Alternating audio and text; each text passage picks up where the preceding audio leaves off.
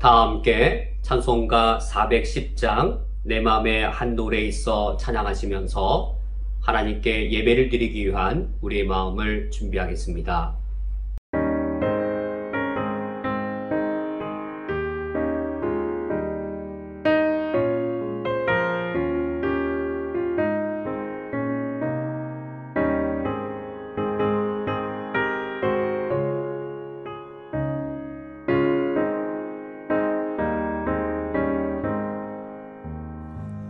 내 맘에 한 노래 있어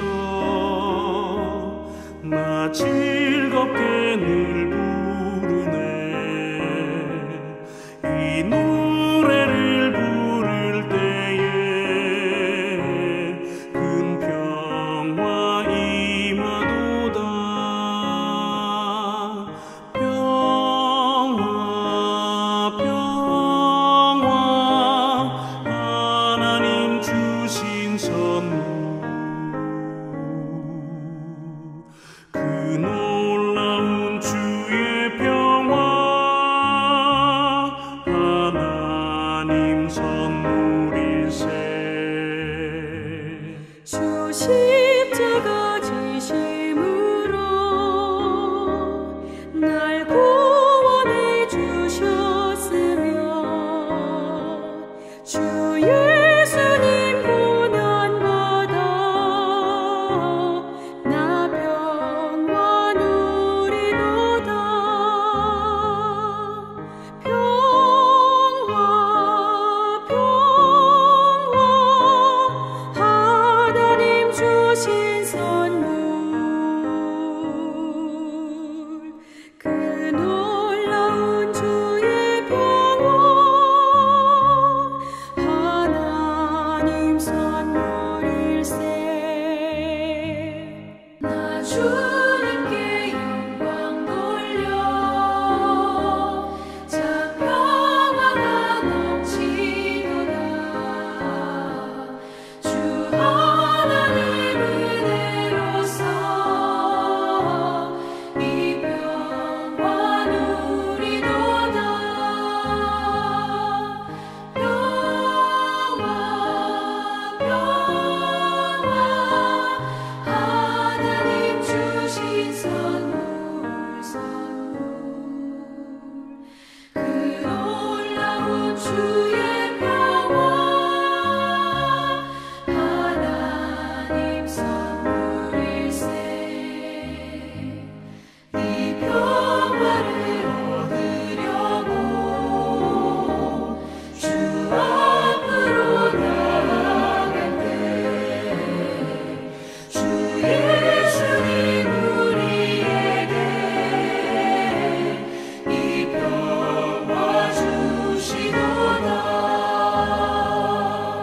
평화 평화 하나님 주신 선물, 그 놀라운 주의 평화 하나님 선물일세.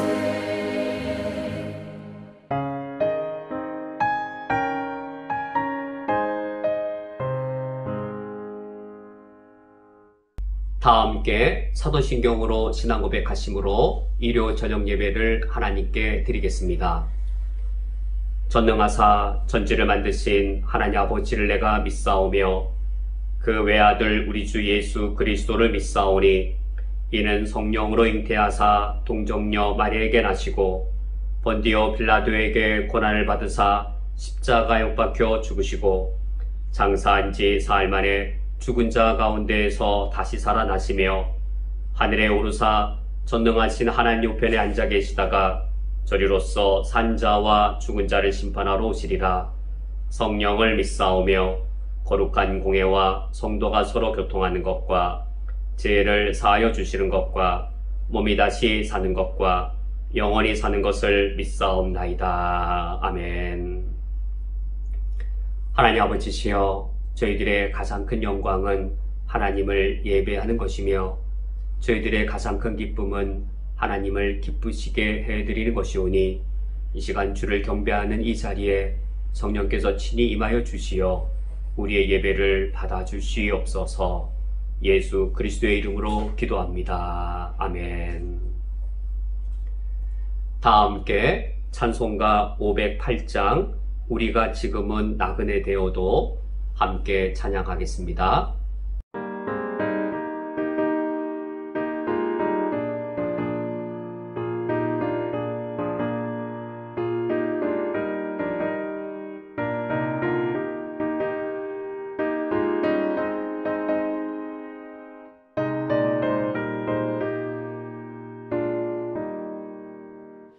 우리가 지금은 나그네 되어도 화려한 천국에 머자 나가리니 이 세상 있을 때 주 예수 위하여 끝까지 힘써 일하세. 주 내게 부탁하시네. 천사도 화목해 하라시 구주의 말씀을 온 세상 널리 전하세. 주 예수 말씀이 온 세상 만민들 흉악한 죄에서 떠나라 하시니 이 말씀 듣고서 새 생명 얻으라. 이 기쁜 소식 전하세. 주 내게 부탁하시니 천사도 응모하겠네. 화목해 하라시 구주의 말씀을 온 세상 널리 전하세. 영생의 복락과 천국의 갈 길을 만백성 알도록 나가서 전하세. 주 예수 말씀이 이 복음 전하라. 우리에게 부탁하셨네. 주 내게 부탁하시니 천사도 응모하겠네. 화목해 하라시 구주의 말씀을 온 세상 널리 전하세.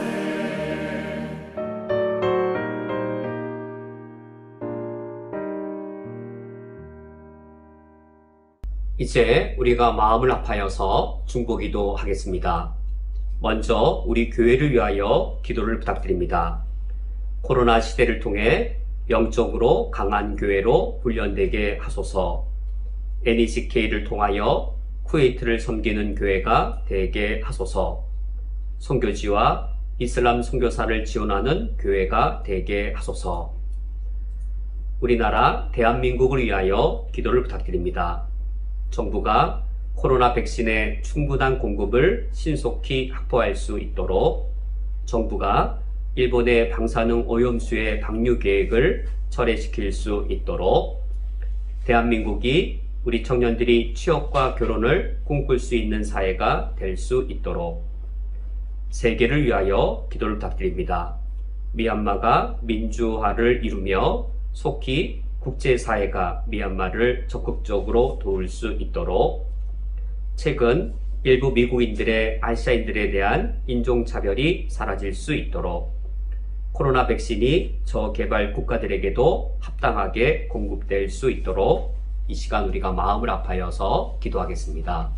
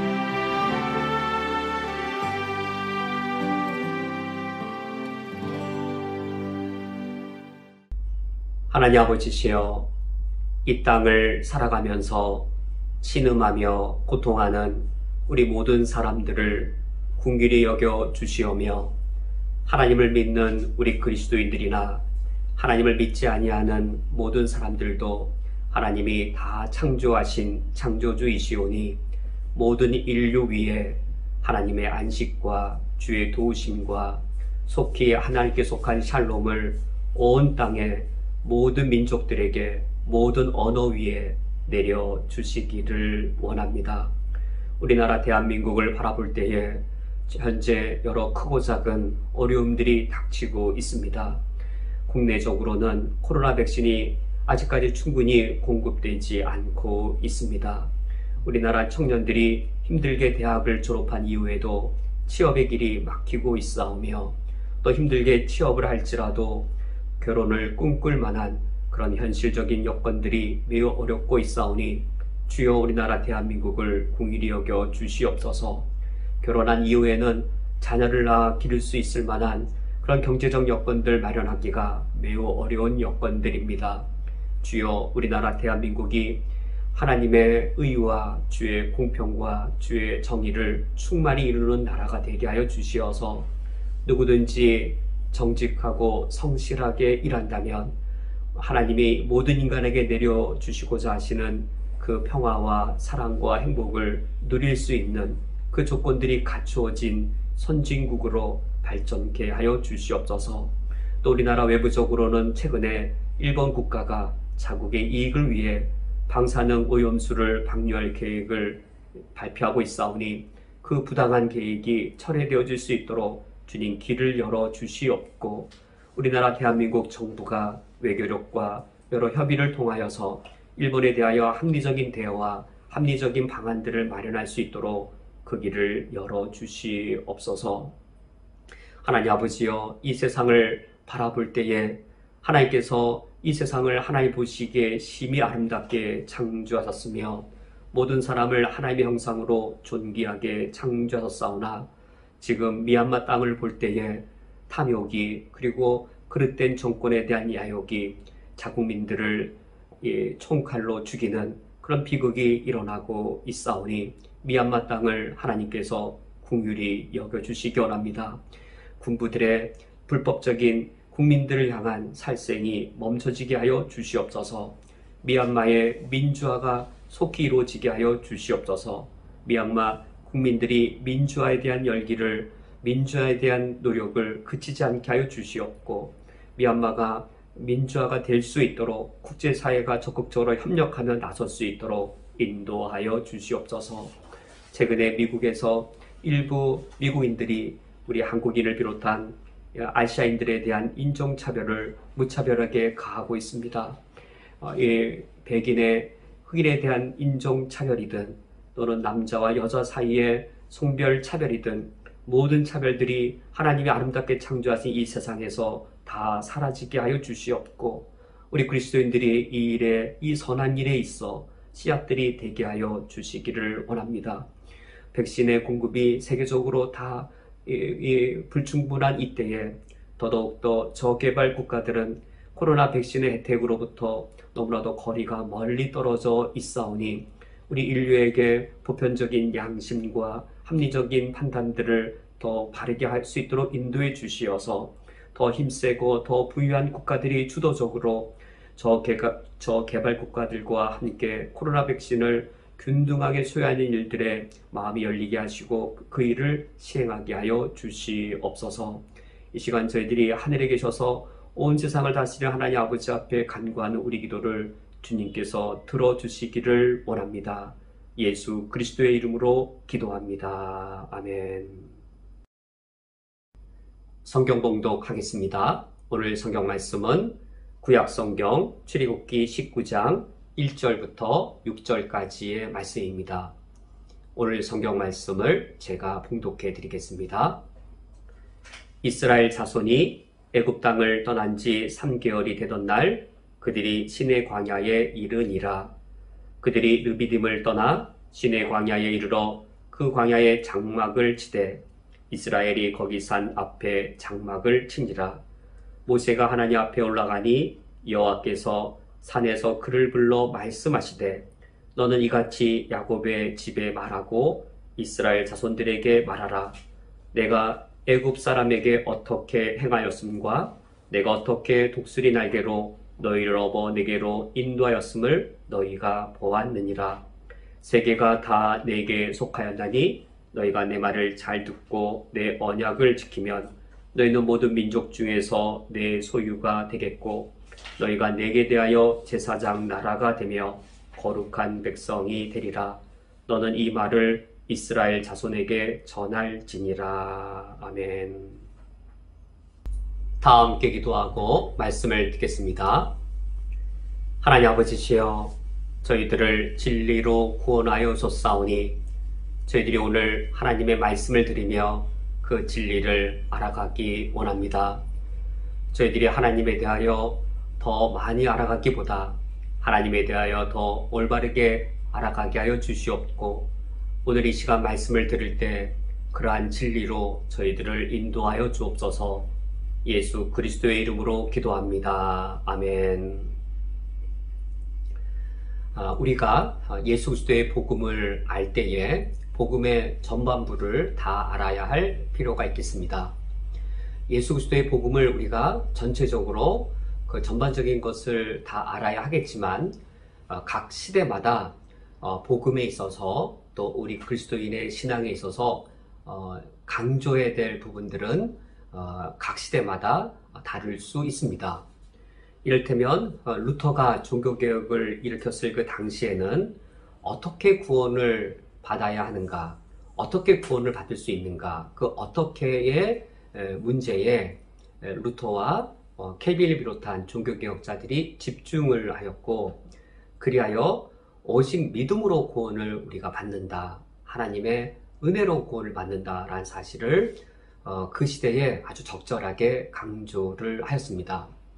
그러므로 그 당시 타락했던 중세교회 상황에서는 어떻게 구원을 받아야 하는가, 이 부분이 그 시대에 강조되어야 할 어떤 복음의 내용, 신앙에 강조될 부분이라고 할 수 있겠습니다.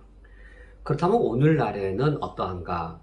당연히 복음은 전체적으로 다 가르쳐져야 하므로 여전히 종교개혁자들이 가르쳤던 우리가 오직 믿음으로 구원받고 은혜로 구원받는다라는 이 진리는 동일하게 가르쳐져야 하겠지만 지금 현대교회를 놓고 볼 때에 어떻게 구원받는가란 이 중요한 신앙의 문제와 더불어서 왜 하나님이 우리를 구원하셨는가, 우리가 무엇을 위하여 구원받았는가, 바로 이 문제가 우리가 강조해야 될 이 시대의 신앙의 강조점이라고 진단할 수 있겠습니다.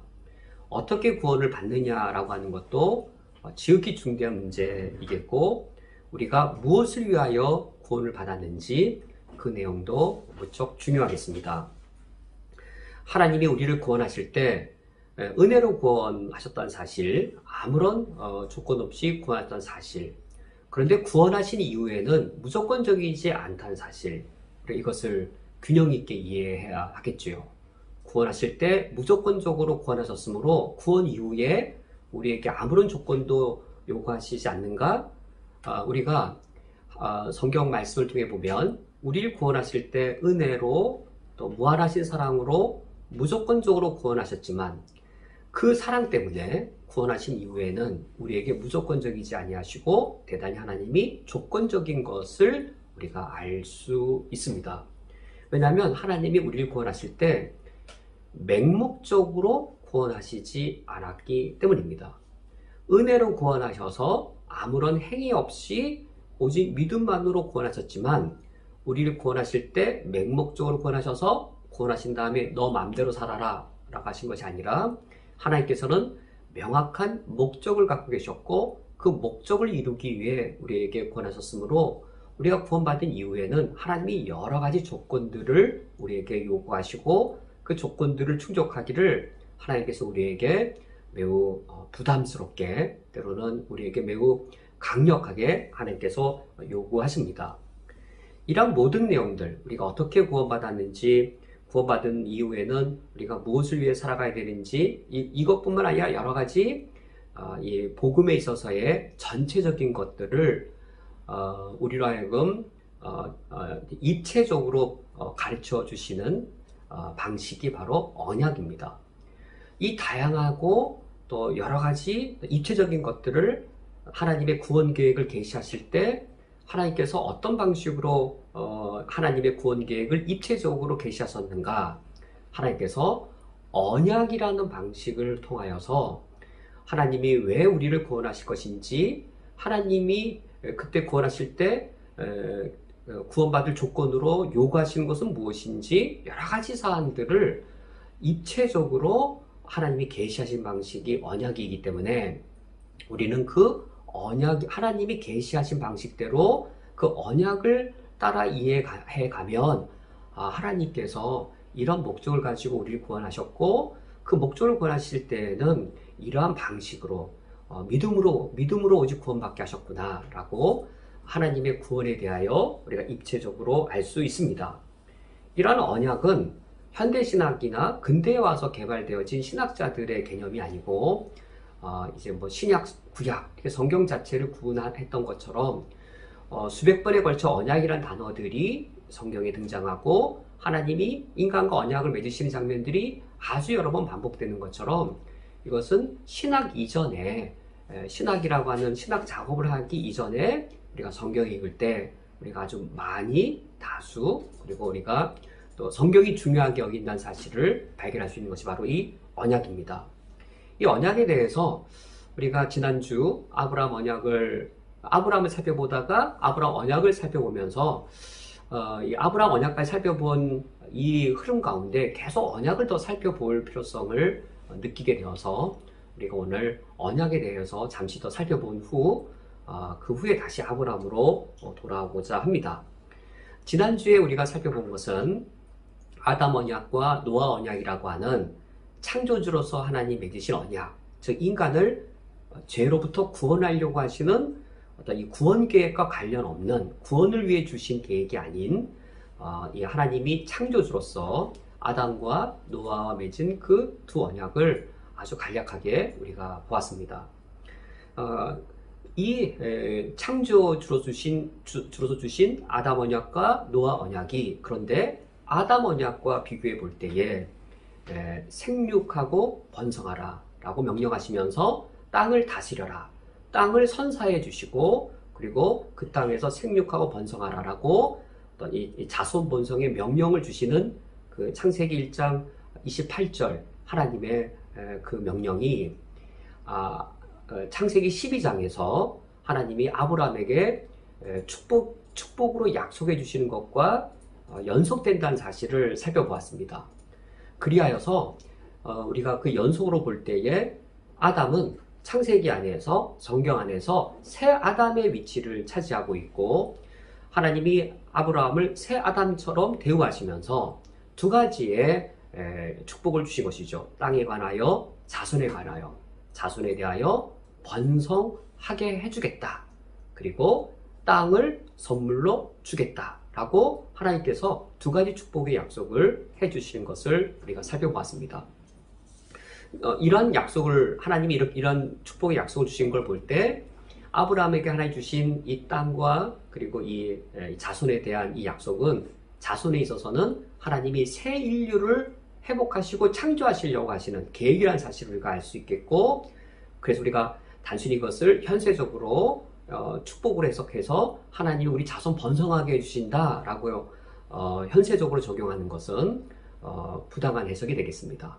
또 가나안 땅을 주신다라고 하는 해석도 현세적으로 물질적으로 해석해서 하나님이 현실적으로 물질적인 축복을 주신다라고 아브라함의 복을 해석하는 것도 옳지 않겠습니다. 하나님께서 아담에게 처음 명령하신 것들과 연관해 볼 때, 이 세상을 하나님의 나라로 창조하시려고 하시는 것이구나 라고 이제 우리가 그 맥락을 놓고 볼 때는 아브라함에 대한 가나안 땅의 해석을 우리가 성경적 해석할 수 있게 되는 것이죠. 그런데 우리가 여기서 한 가지 아주 중요한 차이점이 있습니다.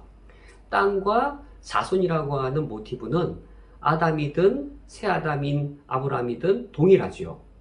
첫 번째 아담이었던 원래 아담이었던 아담에게 하나님께서 이 생육하고 번성하라, 자손에 대한 번성, 그리고 땅을 다스리고 정복하라, 땅의 선사. 이제 이 두 주제, 아브라함에게도 동일하게 나타나는 것이죠. 아브라함의 후손을 하늘의 별처럼 바닷가의 모래처럼 번성하게 하실 것과 아브라함과 그의 후손들에게 가나안 땅을 선사하시겠다라고 하는 이 모티브, 주제는 공통되는데 무엇이 크게 다르냐면, 하나님이 아담과 노아에게는 창조주로서 언약을 맺으실 때에는 둘 다 명령이었습니다. 생육하고 번성하라, 땅을 정복하라, 명령이었는데, 이제 아담 이후에 하나님이 이제 아담과 언약을 맺으시는 내용, 이삭과 언약을 맺으시는 내용, 그리고 야곱과 언약을 맺으시는 내용을 보면 명령이 약속의 형태로 바뀝니다.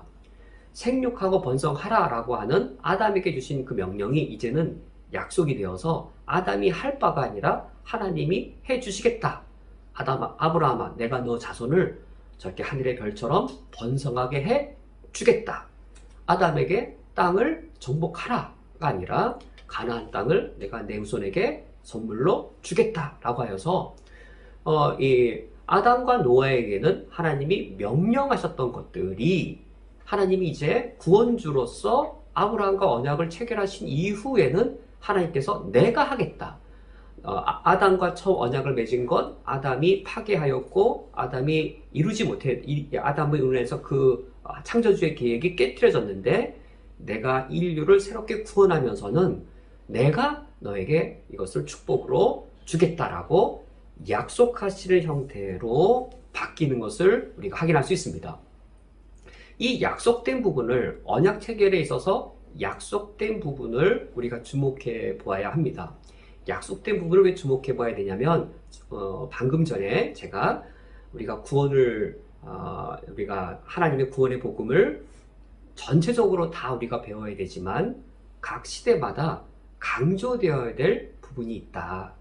이전 시대에 어떻게 구원을 받았느냐가 강조되었다면, 오늘날 시대에는 하나님이 왜 우리를 구원하셨는지, 우리를 구원하신 목적을 우리가 더 귀 기울여서 하나님이 이런 목적으로 날 구원하셨구나. 그래서 구원받은 이후에 우리 그 목적을 이루며 살아야 될 것이고, 하나님은 우리를 구원하신 이후에 그걸 자꾸 조건 삼으십니다. 조건을 자꾸 삼으셔서 내가 너를 구원하지 않았느냐.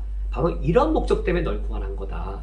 내가 너를 이러한 목적 때문에 구원했으므로 너는 구원받은 이후에 이렇게 반드시 살아야 된다라고 천국 백성의 조건들을 하나님께서 계속 반복하여 요구하십니다. 이 부분이 강조가 되어야 되는데, 이 하나님이 어떻게 구원하시는가도 우리가 언약을 따라가다 보면 거기 나옵니다. 언약을 공부해보면 이래서 우리가 하나님이 처음부터 우리를 믿음으로 구원하기로 작정하셨고, 언약 맺으신 걸 보니 우리가 은혜로 구원받는구나, 어떻게 구원받는구나 라는 것도 여기에 다 포함되어져 있고, 더불어 우리가 강조하고자 하는 하나님이 왜 우리를 구원하셨는지가 나타나는데, 그 구원하시는 그 목적이 언약에 있어서는 이처럼 약속의 형태로 많이 나타납니다. 하나님이 우리에게 약속하시는 거예요. 내가 너를 이렇게 해주겠다라고 약속을 하시는 거예요. 하나님이 약속하셔서 우리를 정말 그 수준까지 끌고 올라가십니다. 내가 너 이렇게 만들고자 너에게 약속했잖아. 그런 하나님 우리를 끌고 올라가시면서, 그런데 우리 인간이 거절하고 하나님께 반항하면 하나님이 못 끌고 올라가세요. 자꾸 우리에게 조건을 주시는 거예요. 너 그러면 안 돼. 너 이렇게 해야 돼. 자꾸 조건을 우리에게 요구하셔서 우리 끌고 올라가십니다. 그러므로 우리가 언약들을, 우리 인간을 구원하기 위해 계시해 주신 하나님의 언약들을 볼 때에 그 언약에서 하나님이 약속하신 부분들, 언약에는 약속의 내용들이 담겨 있죠. 그 약속의 내용들에 집중할 필요가 있습니다. 우리는 이제 세 가지의 약속에 세 가지 언약에 집중하고자 하는데, 우선 아브라함 언약뿐만 아니라 두 개의 언약, 모세 언약과 다윗 언약에 더 주목하고자 합니다. 아브라함 언약에서 하나님이 약속하신 것은 가나안 땅을 선사해 주는 것이고, 아브라함의 후손을 번영하게 해주신 것이죠. 이 약속이 무엇인지 이제 아브라함 언약만으로는 명확하게 보이지가 않습니다. 그런데 아브라함 언약이 기초가 되어서 아브라함 언약 기초 위에 하나님이 모세 언약을 세워주시는데, 이 모세 언약에서 아브라함 언약에서 하나님이 약속하신 것이 기본으로 진행이 되는 중에 땅에 대한 약속이 하나님의 약속으로 더 구체화되어지고, 그리고 자손이 번영하는 그 약속이 아브라함 언약 속에서 더 구체화되어집니다. 그래서 아브라함 언약이 모세 언약으로 연결되되 발전되어집니다. 하나님이 우리 인간을 향한 구원의 계획을 입체적으로 주실 때 점차적으로 점진적으로 발전시키시면서 하나님의 구원 계획을 우리에게 알려줬습니다. 그래서 아브라함의 언약에 이어지는 이 모세 언약은 아브라함 언약과 단절되게 또 다른 언약을 주신 것이 아니고, 아브라함 언약이 진행되는데 아브라함의 언약의 아주 두 요소, 땅과 자손이죠. 이 두 요소가 이제 모세 언약에 반영되어지되 그것이 무엇인지 하나님의 약속들이 더 구체화되어져 있고, 이 약속들을 우리가 살펴보면 하나님이 우리를 구원하신 목적, 우리를 구원하신 의도, 그것이 무엇인지 우리가 더 선명하게 알게 됩니다.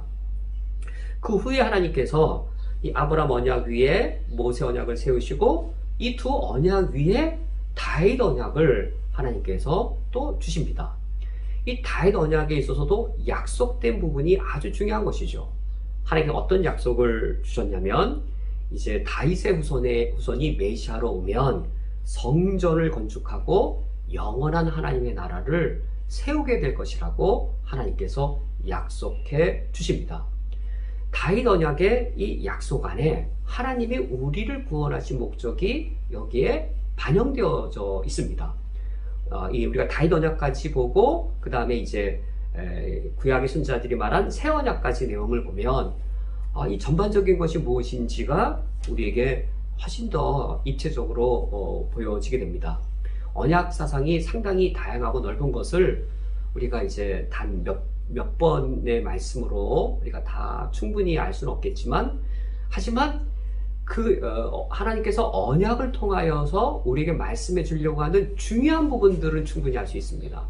세부적인 부분들은 우리가 직접 언약 공부를 해야 알겠지만, 그것이 하나 결론적이고 중심적인 부분들, 하나님께서 우리를 구원하신 목적이 무엇이고 그 구원을 통하여 무엇을 이루고자 하셨는지, 그 아주 굵직굵직한 중요한 부분들은 우리가 말씀을 나누는 것 통하여서도 충분히 우리가 함께 나눌 수 있으리라 생각합니다.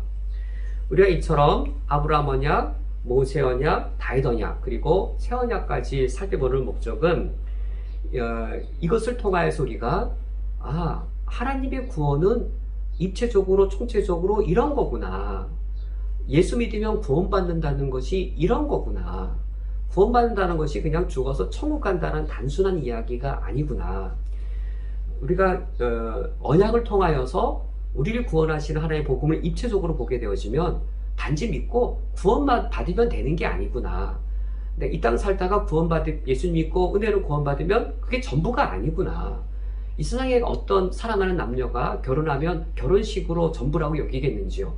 결혼식 이후에 결혼 생활이 있는 거죠. 결혼 생활이 더 중요하지, 결혼식 자체에 모든 걸 다 걸면 결혼하는 게 되게 중요하죠. 사랑하는 남녀가 서로 결혼하기를 얼마나 원하나요?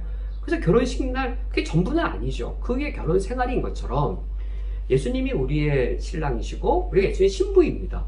결혼하는 건 너무 중요하죠. 이거 안 중요하다 말할 수 없겠지만, 그때는 하나님께서 은혜로 오직 믿음으로 무조건적으로 결혼을 우리에게 할 수 있게 해주셨지만, 그 이후에는 우리가 신부로서 결혼이라고 하는 아름다운 이 행복과 영광을 위해 그 조건들이 있는 거죠. 아름다움을 지키기 위해서는 까다로운 조건들이 있고, 그리고 영광됨을 이루기 위해서는 저절로 되는 것이 아니라 까다로운 조건들이 엄격하게 요구될 겁니다. 우리가 언약을 통해 살펴볼 때 지금 제가 이제 그냥 두서없이 전달하는 이 모든 것들을 입체적으로 우리가 파악할 수 있게 되었습니다. 참 좋은 것이죠. 우리가 구원받는다는 게 이런 것이구나. 우리가 복음을 선포함으로 우리가 구원에 이르게 되어지는데, 그 복음이라고 하는 것이 이런 진리구나라는 것을 우리가 입체적으로 알 수 있게 되어집니다. 우리가 오늘부터 또다시 이제 아브라함 언약 이후에 이어지는 모세 언약, 가장 기본적인 부분에서 우리가 계속하여 살펴보겠습니다. 이제 모세 언약을 살펴보겠습니다. 모세 언약은 신의 언약이라는 또 다른 이름으로도 불립니다. 이 모세 언약은 아브라함 언약과 마찬가지로 하나님께서 온 인류를 구원하기 위해 계시해 주신 그 내용들을 담고 있습니다. 그래서 우리는 이 아브라함 언약을 살펴본 이후에 모세 언약을 살펴볼 때, 아브라함 언약이 어떻게 모세 언약으로 이어져 가고 그리고 전진적으로 발전되는지, 이 부분을 파악하는 것이 중요합니다. 이런 흐름 속에서 아브라함 언약이 어떻게 모세 언약으로 이어져 가는지, 그 흐름에서 모세 언약을 살펴보아야 하겠습니다. 그래서 특별히 어려운 일이 아니고, 창세기하고 출애굽기를 그냥 성경대로 따라서 독서를 하면 이제 그 내용이 파악되어집니다. 물론 우리가 성경을 읽을 때 내가 좋아하는 구절, 내 마음 위로받기 위해 그렇게 읽으면 보이지 않게 되어지고, 성경을 읽을 때 성경이 기록된 방식대로 읽으면 그것이 보입니다. 우리가 성경 읽을 때 내가 좋아하는 표현 줄고 이렇게 읽어서는 성경이 안 읽혀지고, 성경은 성경적으로, 성경은 성경대로, 성경은 성경이 기록된 대로 읽어야 하나님께서 말씀하신 바가 들리게 되어집니다.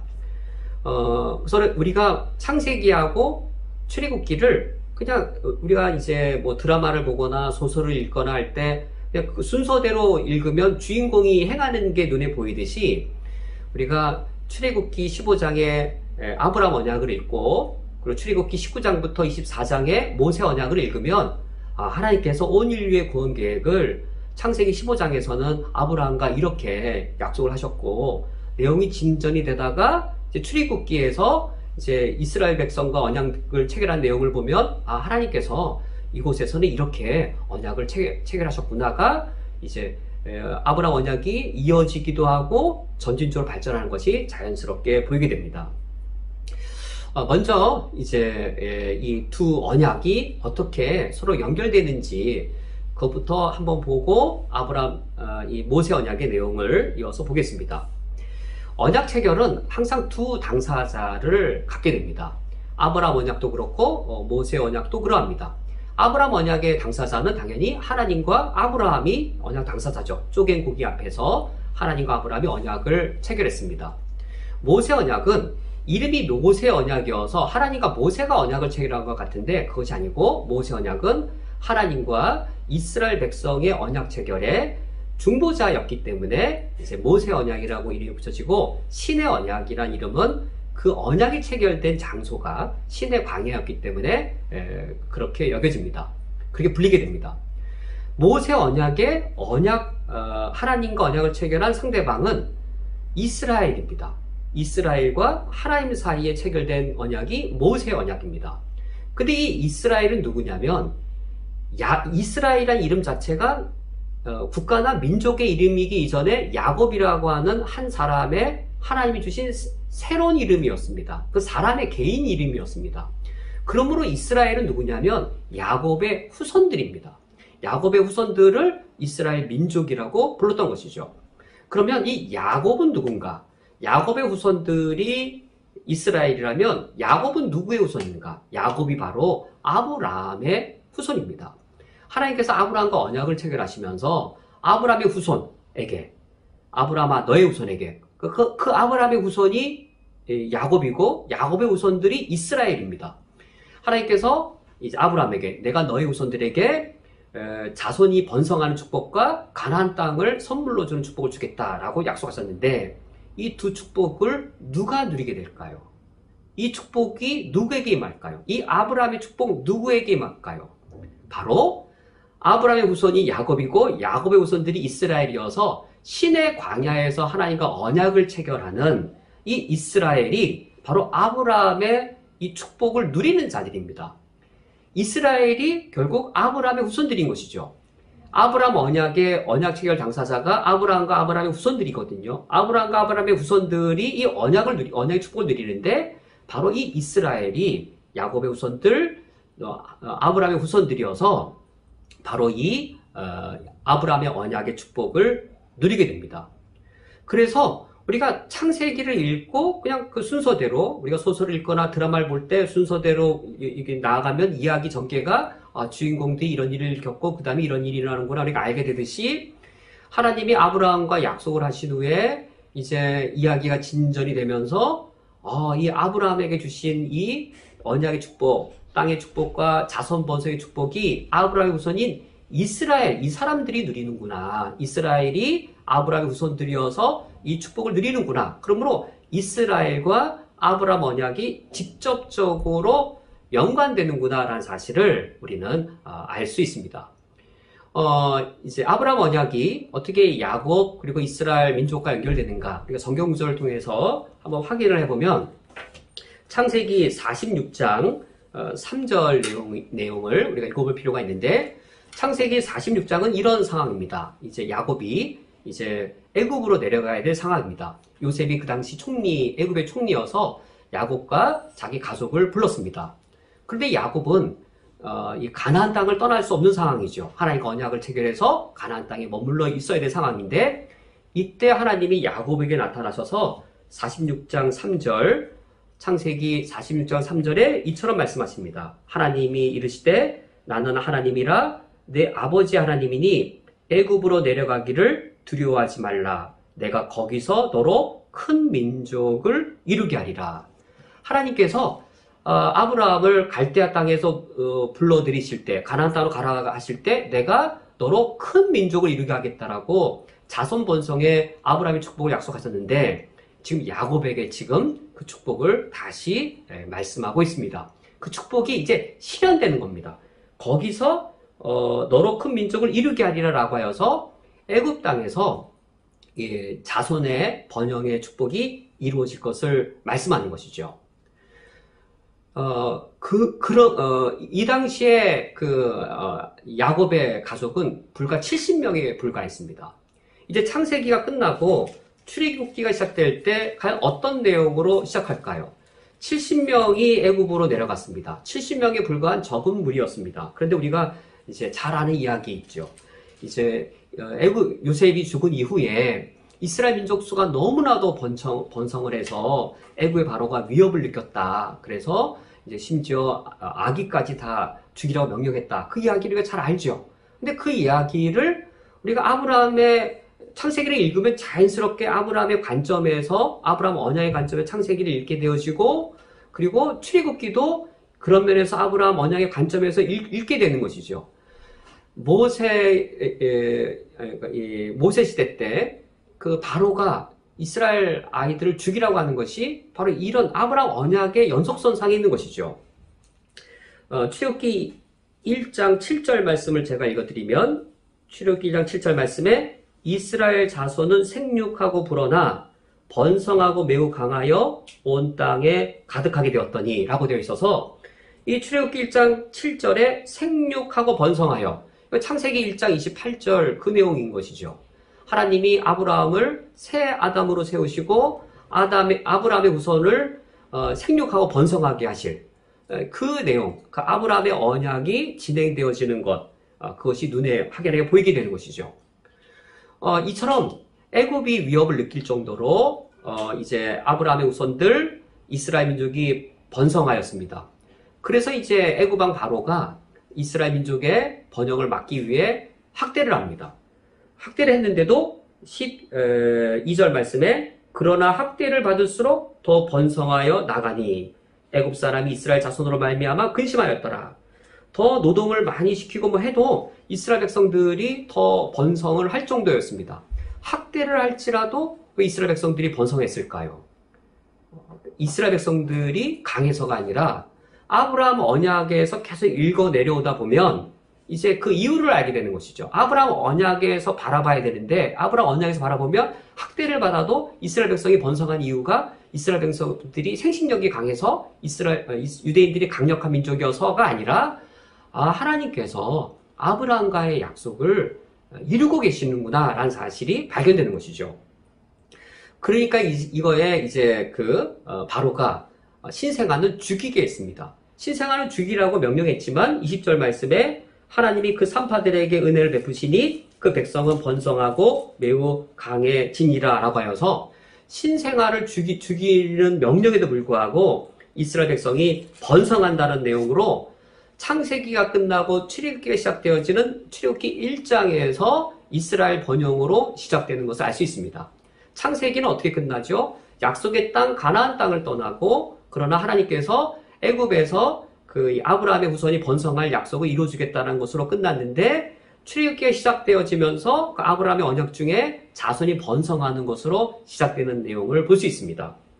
그리고 출애굽기 2장은 어떻게 끝나냐면 출애굽기 2장 24절에 하나님이 그들의 고통 소리를 들으시고 하나님이 아브라함과 이삭과 야곱에게 세운 그의 언약을 기억하사, 여기 24절의 그의 언약이란 바로 아브라함 언약인 것이죠. 25절 하나님이 이스라엘 자손을 돌보셨고 하나님이 그들을 기억하셨더라 라고 말씀하여서 이제 하나님께서 아브라함의 언약을 이제 다른 남은 부분들을 이루고자 하심을 우리가 명백하게 알 수 있습니다.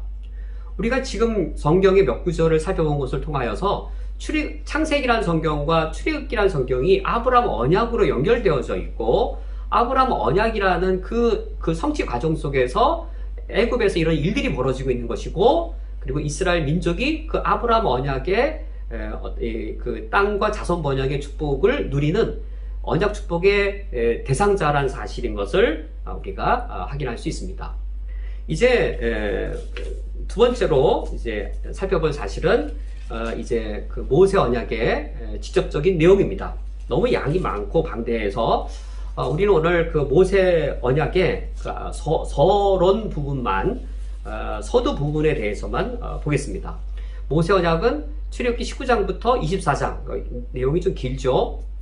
이 부분인데 우리가 오늘 읽은 출애굽기 19장 1절에서 6절이 하나님과 모세 사이에 언약이 체결되어지는 그 언약 체결 준비 장면, 시작 장면입니다. 출애굽기 19장 1절 말씀을 보면은 이스라엘 자손이 애굽 땅을 떠난 지 3개월이 되던 날, 그러니까 90일 정도이겠죠. 그들이 이 시내 광야에 이르니라. 언약 체결의 장소가 시내 광야여서 시내 언약이라는 이름이 붙여지게 된 것이고요. 그리고 2절 말씀에 그들이 르비딤을 떠나 시내 광야에 이르러 그 광야에서 장막을 치되 이스라엘이 거기 산 앞에 장막을 치니라. 여기 바로 이전에 나오는 이 이스라엘이 하나님과 언약 체결의 상대자입니다. 모세 언약에 하나님과 언약을 체결한 상대방이 바로 2절의 이스라엘이고, 3절 모세가 하나님 앞에 올라가니 여호와께서 산에서 그를 불러 말씀하시되 라고 하여서 여호와가 하나님 앞에 나아가고 하나님은 모세를 불러 말씀하시면 모세가 그 들은 말을 산 아래 내려가서 하나님의 언약 상대자인 이스라엘 백성들에게 전달해주는 중보자 역할을 하게 되어집니다. 그래서 모세 언약은 이런 중보자 역할을 하는 모세의 이름을 따라 정해지게 되었습니다. 이때 모세가 백성들에게 전달할 내용을 들어보면 4절 말씀에 내가 애굽 사람에게 어떻게 행하였음과 내가 어떻게 독수리 날개로 너희를 업어 내게로 인도하였음을 너희가 보았느니라. 여기 전반절에 애굽 사람에게 어떻게 행하였음이란 말은 이제 10가지 재앙과 홍해 바다에 이스라엘 백성의 구원이라면, 그 이후에 독수리 날개로 업어 여기까지 인도하신 것은 그 3개월 동안의 광야 생활인 것이죠. 이렇게 구원에 있어서는 무조건적이었습니다. 구원 받게 하신 것은 무조건적이었는데 모세 언약을 통하여 언약 체결한 이후부터는 조건적인 것으로 바뀌게 되었습니다. 5절 말씀에 세계가 다 내게 속하였나니 너희가 내 말을 잘 듣고 내 언약을 지키면 이라고 해서 조건적으로 바뀌게 되었습니다. 이것은 우리들도 마찬가지입니다. 우리가 구원받을 때 오직 믿음으로 무조건적으로 구원받습니다. 은혜로 구원받습니다. 그런데 구원받고 나면 조건적인 것으로 바뀌어집니다. 이 사실이 오늘날 이 시대에 강조되어져야 될 복음의 내용입니다. 무조건적으로 구원받았다고 해서 구원 이유가 맹목적인가? 아닙니다. 구원은 하나님께서 무조건적으로 은혜로 구원하시지만 구원 이유는 하나님이 목적을 갖고 계시기 때문에, 맹목적인 것이 아니라 목적을 갖고 계시기 때문에 그 목적으로 인하여 조건들이 주어지게 되었습니다. 내 말을 잘 듣고 내 언약을 지키면이라고 하면서 하나님의 약속이 있습니다. 이 약속을 보면 이제 제가 창조는 하나님의 명령이었는데 이 명령이 이제 구원의 언약에서는 이제 그 약속을 받겠다 했죠. 이 약속의 내용들 속에 하나님이 우리를 구원하신 목적들이 있습니다. 그 세 가지 목적이 있는데 너희는 모든 민족 중에 내 소유가 되겠고 6절 말씀에 너희가 내게 대하여 제사장 나라가 되며 그리고 거룩한 백성이 되리라. 오늘 시간이 너무 많이 지나서 이 구절들의 의미들은 후에 살펴보도록 하겠습니다. 하나님께서 이스라엘 백성들에 대하여 하나님의 소유 삼으시고 제사장 나라와 거룩한 백성이 될 목적을 갖고 계신 것이죠. 여기서 제사장 나라라고 하는 것은 자기 혼자 구원받는 것이 아니라 제사장은 백성들의 죄를 사하여서 백성들을 구원하기 위해 제사장이 있는 겁니다. 이스라엘 백성을 구원하기 위해 이스라엘 백성을 구원한 게 아니라 이방 나라에 대하여 제사장 나라 역할을 하도록 이스라엘을 구원하신 것이므로 이스라엘 구원에는 어떤 목적이 있는 것인가요? 이스라엘 나라를 제사장 나라로 삼는다라고 했을 때 하나의 어떤 목적이 있는 것인가요? 이방 나라를 구원하려고 하는 목적이 있는 겁니다. 제사장은 자기 구원을 위해 구원받은 자가 아니라 이방을 위해 하기 위해 구원받은 자였고 사도 바울도 이방을 구원하기 위해 자기가 구원받았기 때문에 복음의 빚진 자라고 말한 것이죠. 내가 모든 이방인들에게 복음의 빚진 자라고 말한 것인 것처럼 제사장들은 다 빚진 자들인 것이죠. 그리고 거룩한 백성이 되리라. 이방 백성들에게 무엇이 하나님의 선이고 무엇이 하나님 앞에 죄인지 그것을 보여주는 거룩한 제사장의 역할을 하도록 하나님이 이스라엘 백성들을 구원하신 겁니다. 그리하여서 언약 체결이 출애굽기 24장에서 끝나는데, 그러니까 19장에서부터 24장의 언약 체결이 끝나는데, 이 언약 체결 과정 속에 하나님이 율법을 주십니다. 19장에서 24장 이 안에 십계명과 언약서를 비롯한 율법을 언약 체결 시에 주시고 25장부터 출애굽기 끝나는 출애굽기 40장 무려 16장 내용의 중심이 성전 건축입니다. 25장부터 40장 무려 이 출애굽기의 거의 절반까지는 아니겠지. 절반도 없나요? 절반까지는 안 되겠네. 25장부터 40장까지 이 긴 분량이 성막을 짓고 성막을 다 지은 이후에 이제 광야길을 떠나는 성막이 중심이 되었습니다. 율법과 성막을 주시고 그 이후에 출애굽기 다음에 이 레위기가 이어지죠. 레위기는 바로 이 성막에서의 이 모든 규례들이죠. 제사를 드리는. 그래서 이스라엘 백성들이 하나님과 언약 체결로 크게 두 가지를 받습니다. 하나는 율법을 받고 또 하나는 제사 제도와 제사장 제도를 비롯한 성전, 성막을 두 가지를 받습니다. 이 두 가지를 왜 주셨을까요? 단적으로 단순하게 표현하면 제사장 나라가 되려면 성막이 필요하겠죠. 성전과 성전 제사 제도가 필요하겠죠. 거룩한 백성이 되려면 하나님의 법률인 율법이 필요하겠죠. 단적으로 표현하면 사실 둘 다 필요해요. 제사장 나라가 되려면 제사장 나라가 되기 위해 성막뿐만 아니라 율법이 필요하고 거룩한 백성이 되려면 성전과 율법이 둘 다 필요한 것이지만 단적으로 그냥 단순화시켰을 때 이스라엘 백성들이 율법을 가지고 그들이 가나안 땅 들어갔을 때 거룩한 백성의 역할을 해야 될 것이고 그들이 성전의 그 속죄 제사를 통하여서 이방 나라를 향하여 제사장의 역할을 해야 하는 것이죠. 이것을 아브라함 언약에 관점에 놓고 볼 때에 땅에 대한 축복과 자손에 대한 축복, 새 인류를 하나님 창조하시려고 하는 거 어떻게 연결되어지나요? 아브라함 언약이 어떻게 모세 언약으로 이어지게 되나요? 하나님께서 출애굽기 1장 많은 자손을 번성하게 하셨는데 그냥 자손들 많이 낳았다? 이게 하나님의 구원일까요? 이스라엘 백성들은 생식을 많이 했다? 이게 하나님의 구원 계획일까요? 그렇게 유치한 하나님이 어디 있나요? 애 많이 낳게 하는 하나님이 하나님의 구원이라? 그런 게 아니죠. 새 인류의 창조가 하나님의 구원인 겁니다. 아브라함을 새 아담으로 세우시고 아브라함의 후손을 새 인류로서 번성케 하시는 것인데 그 새 인류가 어떤 인류일까요? 아브라함 언약에서는 충분히 계시가 안 되었습니다. 이것이 연속되어지면서 모세 언약에서 점진적으로 더 발전되어지기를 하나님이 아브라함의 후손들을 통하여 새 인류를 창조하시는데 어떤 새 인류냐? 하나님의 소유, 제사장 나라, 거룩한 백성이라는 새 인류를 창조해 내신다라고 해석이 되어지는 것이죠. 그러할 때 이제 오늘 시간이 너무 없어서 이제 말을 간략하게 맺으면 그러면 이 신의 언약과 아브라함 언약, 이 연속되어지는데 어떻게 연속이 되어지나요? 아브라함 언약에서는 땅과 자손의 번영에 대한 약속, 이것이 중심이 되어졌습니다.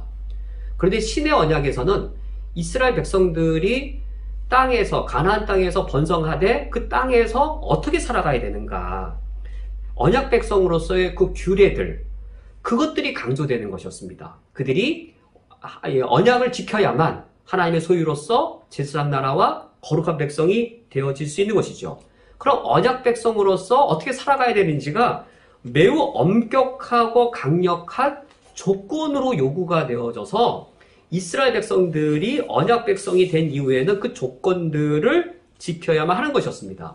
율법이 은혜요, 성전도 은혜입니다. 이것은 이스라엘 백성들의 언약 백성의 최고의 축복입니다. 이 축복을 주신 것이 다 조건적이었던 것이에요. 성전을 통하여 너희들이 제사장 나라가 될 수 있도록, 율법을 통하여서 거룩한 백성이 될 수 있도록 지극히 이제 하나님의 조건적인 것들인 것이죠. 그러면 땅의 이 약속은 어떻게 진행이 되겠는지요? 이제 출애굽기, 그다음에 레위기, 그다음에 민수기에서는 그 가나안 땅을 향하여 광야 생활을 합니다. 그리고 이제 그 출애굽을 마친 이후, 광야 생활을 마친 이후 여호수아서에서는 드디어 그 아브라함에게 약속하신 그 가나안 땅을 얻기 위해 정복 전쟁을 합니다. 지금 제가 하나님이 아브라함에게 약속하신 그 가나안 땅이라는 표현에서 여호수아서도 이미 어떻게 되어지는 것이죠? 이 아브라함 언약이 연속되어지고 있을 뿐만 아니라 이제 이 모세 언약도 연속되어져서 가나안 땅으로 정복 전쟁하는 것이 이어져 가지요. 제가 한 구절을 더 읽어드리면, 하나님이 아브라함과 언약을 체결한 창세기 15장의 내용입니다. 창세기 15장 16절에 내 자손은 4대 만에 이 땅으로 돌아오리니, 그러니까 하나님이 아브라함에게 이제 이스라엘 아브라함 후손들이 4대 동안 애굽의 노예를 한 이후에 해방될 것을 미리 예언하신 것이죠. 그러면서 왜 그렇게 4대가 걸리느냐, 왜 400년 만에 돌아오느냐, 그 이유를 16절에 이는 아모리 족속의 제약이 아직 가득 차지 아니함이니라 하시더라. 그러므로 400년이 흘렀을 때, 아브라함이 살았을 때보다 400년 후에 가나안 땅은 아모리 족속의 제약을 대표로 하여서 심히 제약된 땅이 되는 거예요.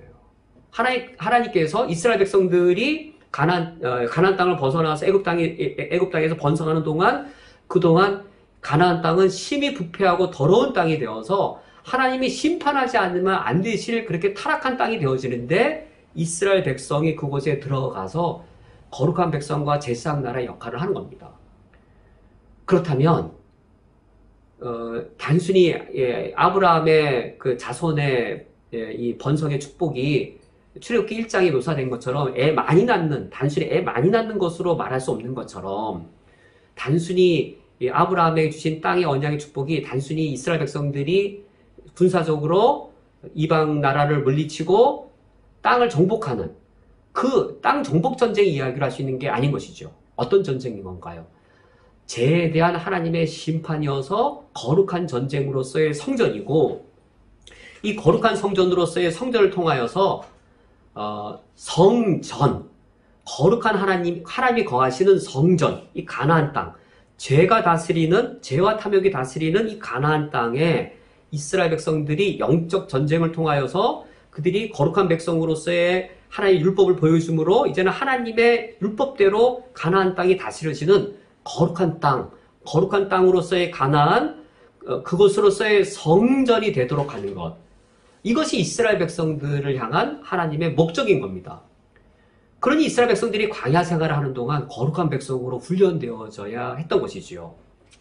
오늘 너무 많은 내용을 이제 한꺼번에 들으셔서 어려움이 있으신 것 같겠고, 또 중요한 내용들도 아직 다 다루지 못한 내용이 있어서 이 모세 언약에 대해 또 다윗 언약으로 이어져 가면서 오늘 다 다루지 못한 내용들은 살펴보도록 하겠습니다.